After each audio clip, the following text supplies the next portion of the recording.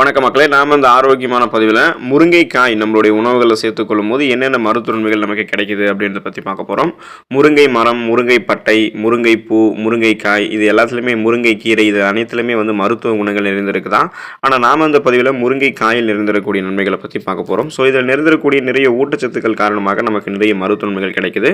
தினமும் எடுத்துக்கொள்ள வேண்டும் அப்படின்றது கூட அவசியம் கிடையாது. இந்த விட்டமின்கள், தாதுக்கள் மற்றும் ஆன்டி ஆக்சிடென்ட்கள் சத்துக்களை பெறுவதற்கு வாரத்தில் ஒரு தடவையாவது முருங்கைக்கீரை உங்களுடைய உணவுகளை சேர்த்துக்கொள்ளும் போது என்னென்ன ஊட்டச்சத்துக்கள் மூலமாக உங்களுக்கு என்னென்ன மருத்துவன்மைகள் கிடைக்குது அப்படின்றத பற்றி தெளிவாக விளக்கமாக பார்க்கலாம். அதை பற்றி பார்க்குறதுக்கு முன்னாடி இந்த வீடியோவுக்கு மட்டும் ஒரு லைக்கை கொடுத்துட்டு இந்த தகவலை உங்களுக்கு தெரிஞ்சவங்களுக்கும் ஷேர் பண்ணிடுங்க. ஏன்னா அது அவங்களுக்கும் பயனுள்ளதாக இருக்கக்கூடிய ஒரு ஆரோக்கியமான பதிவு தான்.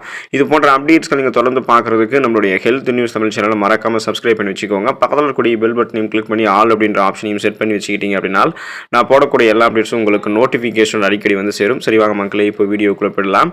எலும்புகள் பலம் பெறுவதற்கு நம்மளுடைய உணவுகளில் முருங்கைக்காயை சேர்த்துக்கலாம். மனிதர்களினுடைய உடலுக்கு அடிப்படை ஆதாரமாக இருக்கிறது எலும்புகள். அவை ஒரு மனிதனுக்கு பலமாகவும் ஆரோக்கியமாகவும் இருக்கிறதுக்கு ரொம்ப ரொம்ப அவசியம். ஸோ முருங்கைக்காயில் எலும்புகளுக்கு தேவையான விட்டமின் சத்துக்கள் அதிகம் நிறைந்திருக்கு.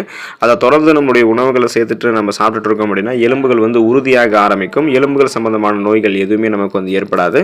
அந்த ஏற்படக்கூடிய நோய்களினுடைய அந்த ஏற்படக்கூடிய தன்மை, அந்த வாய்ப்புகளும் நமக்கு குறைவாக தான் இருக்கும். ஆஸ்டியோபோரோசிஸ், எலும்பு மெலிவு நோய், மூட்டு வலி, எலும்புருக்கி, முடக்குவாதம், எலும்பு மஜ்ஜைகளில் ஏற்படக்கூடிய பிரச்சனை, மூட்டு வளர்ச்சி என எதுவுமே இல்லாமல் ஒரு 40 வயசுக்கு அப்புறம் கூட எலும்புகளை பலம் பெற வைக்கிறதுக்கு நம்ம இப்போ இருந்தே முருங்கைக்காயை நம்மளுடைய உணவுகளை சேர்த்துக்கலாம். சுவாசம் சார்ந்த பிரச்சனைகள் தீர்வதற்கு முருங்கைக்காயை எடுத்துக்கலாம்.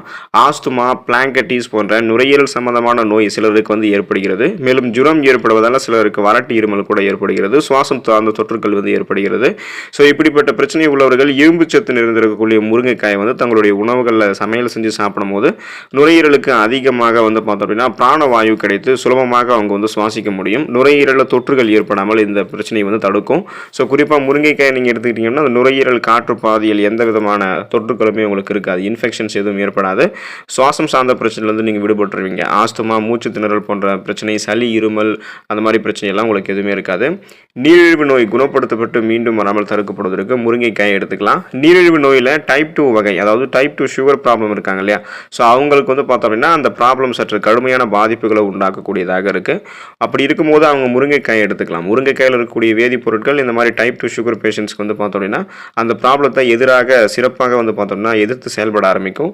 இன்சுலின் போல் அது செயல்பட்டு ரத்தத்தில் இருக்கக்கூடிய சர்க்கரையினுடைய அளவை குறைக்கும். இதனால் நீரிழிவு பிரச்சனை கொண்டவர்களுக்கு நன்மை உண்டாக்கக்கூடிய ஒரு இயற்கை உணவாக முருங்கைக்காய் இருக்குது. ஸோ முருங்கைக்காய் சுகர் ப்ராப்ளம் இருக்கிறவங்க தங்களுடைய உணவுகளை சேர்த்துக்கொள்ளும் போது பிளட்ல சுகருடைய அளவு கண்ட்ரோலாக இருக்கும். நாளடைவில் அந்த சுகர் பிரச்சனையிலிருந்து அவங்க விடுபட்டு விடலாம். ரத்த சுத்தி பிரச்சனை தீர்வதற்கு முருங்கைக்காய் எடுத்துக்கலாம். முருங்கைக்காயில் நமது ரத்தத்தில் இருக்கக்கூடிய நச்சு கிருமிகளை அழிக்கக்கூடிய வேதிப்பொருட்கள் அதிகம் இருக்குது. நீங்கள் தினமும் சாப்பிடணும் அப்படின்றது அவசியம் இல்லை. வாரத்தில் 1 அல்லது 2 நாட்கள் முருங்கைக்காயை உங்களுடைய உணவுகளை சேர்த்து சாப்பிடும் போது உங்களுடைய ரத்தத்தில் கலந்திருக்கக்கூடிய அந்த நச்சுக்கள் அனைத்துமே நீங்கி ரத்தம் சுத்தமாக ஆரம்பிக்கும். ரத்தம் சுத்தமாக ஆரம்பிக்கும் பொழுது ரத்த ஓட்டம் சீராக நம்மளுடைய உடலில் பாயும் போது நம்ம ரெஃப்ரெஷ்மெண்ட்டாக, புத்துணர்ச்சியாக, சுறுசுறுப்பாக இருப்போம். சர்மம் சார்ந்த பிரச்சனை கூட நமக்கு இருக்காது. ஏன்னா ரத்தத்தில் கிருமிகள் இருக்கும்போது அது சர்மத்தில் ரெஃப்ளெக்ட் ஆகும். வறட்சித்தன்மை தெரிய ஆரம்பிக்கும். முகத்தில் முகப்பொருட்கள் இது மாதிரி நிறைய கண் கருவளையங்கள்லாம் உருவாகலாம். சுறுசுறுப்பாகவே நம்ம இருக்க மாட்டோம். ஸோ அந்த மாதிரி பிரச்சனையெல்லாம் நீங்கி உங்களுடைய உடலும் மனதும் ஆரோக்கியமாக இருக்கிறதுக்கு, சுறுசுறுப்பாக நீங்கள் செயல்பட ஆரம்பிக்கிறதுக்கு, அந்த ரத்த சுத்தி பிரச்சனை நீங்குவதற்கு முருங்கைக்காய் எடுத்துக்கலாம். வயிறு சார்ந்த பிரச்சனைகள் தீர்வதற்கு முருங்கைக்காய் எடுத்துக்கொள்ளலாம். நம்ம சாப்பிடக்கூடிய உணவை ஜீரணித்து நல்லா செரிமானம் பண்ணி தரக்கூடிய சக்தி பார்த்தோம்னா வயிறு மற்றும் குடல் உறுப்புகளுக்கு நன்றாக இருக்குது. ஸோ இது நன்றாக நமக்கு இயங்க வேண்டியது ரொம்ப ரொம்ப ஒரு முக்கியமான விஷயம். அதனால் செரிமானத்தை அதிகரிக்கக்கூடிய திறன் முருங்கைக்காய்க்கு இருக்குது அப்படின்றதால இதை நீங்கள் எடுத்துக்கொள்ளலாம். இதில் இருக்கக்கூடிய ஃபைபர் என்று சொல்லக்கூடிய அந்த நார் சத்து உங்களுடைய செரிமானத்தை மேம்படுத்தும். குறிப்பாக பார்த்தோம்னா முருங்கைக்காயை நீங்கள் எடுத்துட்டு இருக்கீங்க அப்படின்னா இது பசியை தூண்டி வயிற்றில் செரிமானத்திற்கு பயன்படக்கூடிய சுரப்புகளை அதிகமாக சுரக்க வைக்கிறதால செரிமான சக்தியை முருங்கைக்காய் அதிகரித்து உடல் ஆரோக்கியத்தை நமக்கு மேம்படுத்தும். நீங்கள் உணவுகளை சாப்பிடுவீங்க, அந்த உணவுகள் செரிமானம் ஆகப்படும். செரிமானமான உணவுகளிலிருந்து ஊட்டச்சத்துக்கள் உறிஞ்சப்பட்டதுக்கு அப்புறம் மீதம் இருக்கக்கூடிய கழிவுகள், சீரற்ற குடல் இயக்கம், கடுமையான மலச்சிக்கல் முதலான பலவிதமான செரிமானம் சார்ந்த பிரச்சனைகள் எதுவுமே இல்லாமல் மிக மிக எளிமையான முறையில் வெளியேற்றப்படுவதற்கு நம்ம எடுத்துக்கொள்ளக்கூடிய முருங்கைக்காயில் இருக்கக்கூடிய நார் சத்து ரொம்ப ரொம்ப ஹெல்ப் பண்ணும். நோய் எதிர்ப்பு சக்தி திறன் பெறுவதற்கு முருங்கைக்காய் எடுத்துக்கலாம். முருங்கைக்காயில் ரத்தத்தில் நோய் எதிர்ப்பு சக்தியை அதிகரிக்க செய்யக்கூடிய தன்மை அதிகம் இருக்கு.